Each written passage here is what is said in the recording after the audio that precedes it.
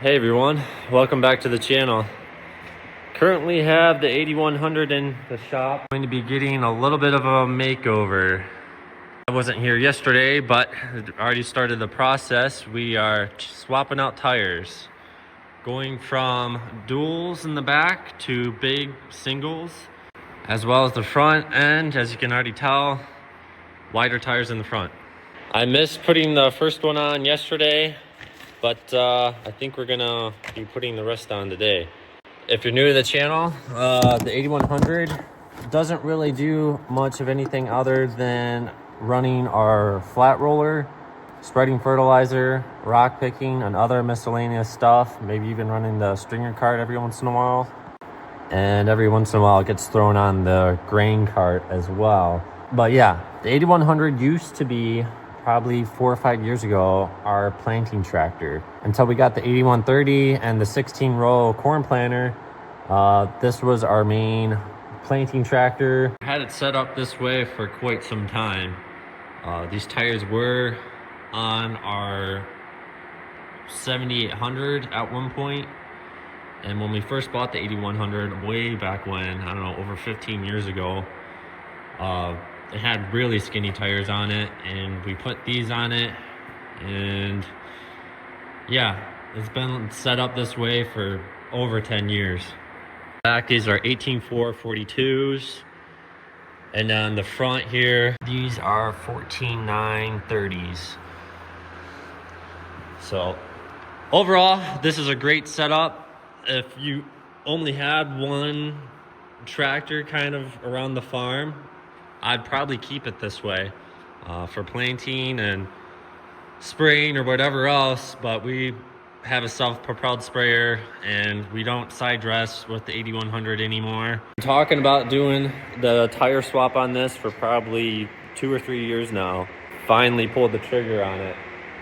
With all the jobs that the 8100 kind of does now, it's a lot higher speed jobs. You know, instead of 4 or 5 miles an hour, you're doing 8 miles an hour, 9 miles an hour, or maybe even over 10 in some spots. So with the skinnier tires and stuff, it makes for a little bit of a rougher ride. We're hoping that not only you're gonna have a nicer ride, but less compaction with the big, wider tires. And I think the new ones are even a little bit taller, so hopefully going down the road is going to be a mile or two faster, a mile an hour, which doesn't sound like a lot, but if you've driven tractors down the road or even in the field, those couple miles an hour are a big difference. In here, we'll probably service the rest of the tractor. We were using the 81 as the stringer cart tractor these last couple jobs here, and we had some frost for a couple of days, and crossing one of the tile runs, as you can see, the steps all bent up. It hit some frozen dirt and wasn't very forgiving, so need to fix up the steps there, and the cab's a muddy mess still, and I'm not sure what it has for hours on the oil change, but while it's in here, I'm sure we'll just go through everything between oil, filters, cab interior, and then the tires, and probably wax it and clean it up like we do every year. So these 710s are going to be identical to what we have on the 8410, except we're only going to do singles in the back instead of duals. That way we don't have to worry about having enough room running the rock picker or anything else.